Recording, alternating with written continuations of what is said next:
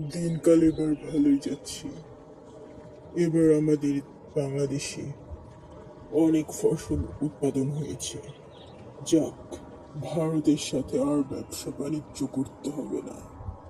ওদের সাথে সব চুক্তি এবার শেষ। ইউনুস ভাই, কি খবর? কেমন আছেন? আরে মোদিজি, কি অবস্থা? হ্যাঁ, দিনকাল কেমন যায় তোমাদের? একটু ভালো যাচ্ছে না ইউনুস ভাই। যদি আমাকে সাথে একটু ব্যবসা করতেন, আপনাকে তো ভালো পেঁয়াজ হইছে, যদি আমাকে কিছু দিতেন। আরে মোদিজি, দূরে কেন, এদিকে আয়। আমার জন্য এক কাপ চা বানাই নিয়ে আয় আগে। যা, আগে এক কাপ চা বানাই আনতো, দেখি কেমন বানাস। আচ্ছা স্যার, আনতেছি। আপনি আমার সাথে ব্যবসা করবেন তো?